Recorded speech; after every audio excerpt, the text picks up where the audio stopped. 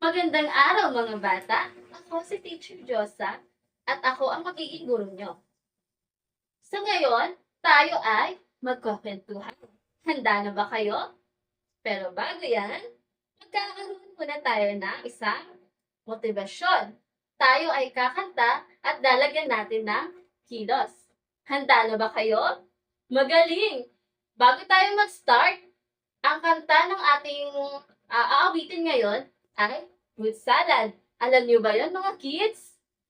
Okay, ang unang gagawin natin ay watermelon. Watermelon. Ganyan. At ang papaya ay paganto. Papaya, papaya. At saging-saging. Saging, saging.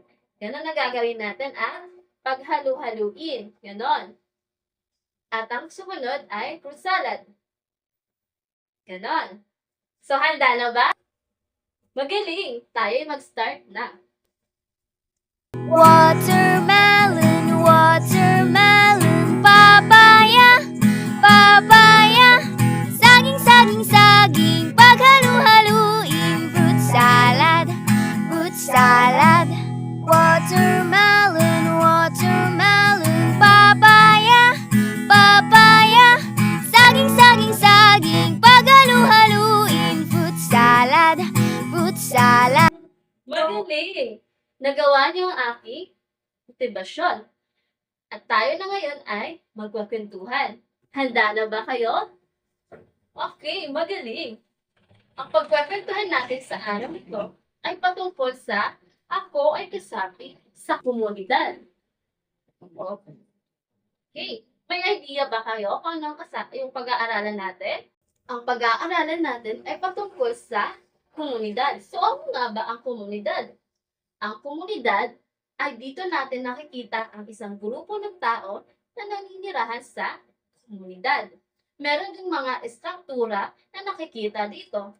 Una dito ang paaralan, istasyon ng bumbero, istasyon ng polis, at marami pang iba. Ayan, nakikita natin sa larawan ay ang paaralan. Isa ito sa mga estruktura na nakikita sa komunidad. Nakapunta na ba kayo dito sa paaralan? Magaling! Halos lahat sa atin ay nakapunta na sa paaralan. So, anong ginagawa rito? Okay, ang ginagawa rito ay nag-aaral tayo at natututo tayo ng mga bagong kaalaman. Ang paaralan ay binubuo lamang na isang guro sa unahan. At ang mga estudyante ay nakikinig at natututo ng mga bagong kaalaman. Sumunod naman ay ang simbahan. So, sino dito ang nakapunta na sa simbahan? Okay, marami na sa atin ang nakapunta sa simbahan. So, anong ginagawa nga ba sa simbahan? Dito tayo nagdarasal at humihingi ng tawad sa Panginoon. At ang simbahan naman ay binubuo ng isang pari. Ang pari ang siyang nagsasalita ng magandang aral patungkol sa Panginoon. At meron tayong tatlong uri ng simbahan. Isa dito ay Katoliko, simbahan ng Katoliko, moske at templo. Dahil may iba't iba tayong relihiyon. Ang sumunod naman ay ang ospital. Ayan, nakikita nyo sa larawan ng ospital. So, sino dito ang nakapunta na sa hospital? Okay, marahil iilan lamang sa atin ang nakakapunta rito. So, ano ang inyong ginagawa rito? Sa hospital, ang ginagawa natin ay dito tayo nagpapagamot at dito dinadala ang mga nanganganak. Dito, makakakita tayo ng mga doktor na may pinag-aaralan na tungkol sa medisina. At ang sumunod naman ay ang palengke. Okay, may tanong pala ako sa inyo patungkol sa palengke. Nakapunta na ba kayo dito? Okay, magaling. Halos lahat sa atin ay nakapunta na sa palengke. So, anong ginagawa dito sa palengke? Okay, ang ginagawa dito sa palengke ay dito tayo namimili ng ating mga pangangailangan sa pang-araw-araw. Sumunod naman ay estasyon ng pulis. Ayan, nakikita niyo naman sa ating screen ang istasyon ng pulis. So, anong nakikita niyo sa istasyon ng pulis? Okay, may isang pulis. Okay, so nakapunta na ba ang karamihan sa inyo? Okay, magaling. Nakikita natin ang istasyon ng pulis sa komunidad. So, ano ang ginagawa nyo rito? Okay, dito sa istasyon ng pulis, ang ginagawa nyo ay karamihan ay dito ay may nagrereklamo at meron din ng mga nakakulong na preso. At ang alam nyo ba na ang pulis ang siyang nagbabantay ng ating seguridad at sila din ang gumagabay sa mga hindi sumusunod sa mga rules. Alam nyo na ba yun, kids? Ito naman ay istasyon ng bumbero. So, sino dito ang nakapunta na sa istasyon ng bumbero? Okay, marahil iba sa atin ay nakikita ito sa komunidad. So, ano nga ba ang ginagawa sa istasyon na ito? Ang ginagawa natin sa istasyon na ito, sila yung, one call away natin sa pag may sunog.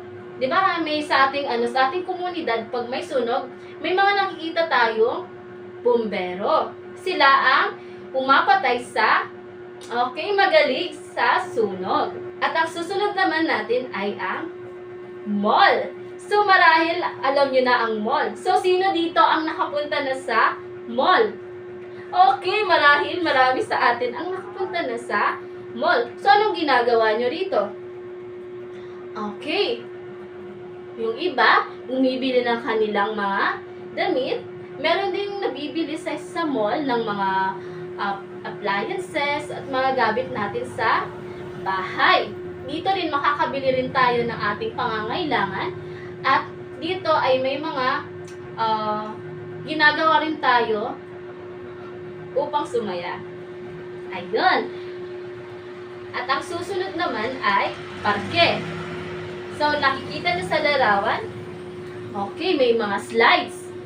So, lahat ba sa atin ay nakapunta na dito sa parke? Okay, magaling. Sa parke, ang ginagawa nyo ay may mga naglalaro. Ayun, di ba? Gustong-gusto nyo yan, naglalaro. Nag-slides. Ayan, may nag-slides na bata, may nag-swing. So, yun ang ginagawa sa parke. Sa parke din ay pwede rin tayo mag-picnic, katulad nung nasa larawan. Ang sumunod naman natin kapag uusapan ay patungkol sa mga paraan upang makatulong tayo sa komunidad. Una, ay ugaliin nating magtapon ng basura sa tamang tapunan. Pangalawa, ay ugaliing sumunod sa batas trapiko.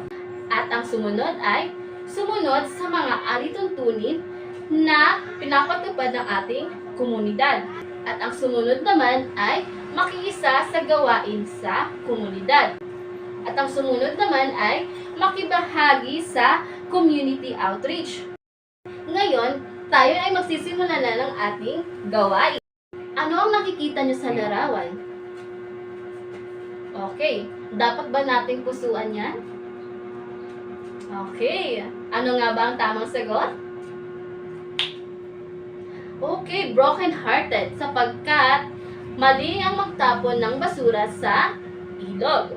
Sumunod, may tumatawid na bata habang naka-stop. Tama ba yon? Okay. Tayo ay maglalagay ng broken-hearted. Sumunod, anong nakikita nyo sa larawan? Okay, donation. Nagbibigay sila ng donation. So, nagpapakita ba to sa pagtulong natin sa komunidad? Okay, magaling. Tayo ay maglalagay ng puso. Sumunod, may nagwawalis na bata. Nakakatulong ba to sa ating komunidad? Magaling. Tayo ay maglalagay ng puso. At panghuli ay ang okay. Ano nakikita niyo sa larawan? Nagnanakaw. So, nakakatulong ba to sa ating komunidad? Okay, ano ilalagay natin? So, maglalagay tayo ng broken-hearted. Magaling mga bata, nagusagutan niyo ang ating mga gawain. Doon nagtatapos ang ating pagkwekwentuhan patungkol sa komunidad.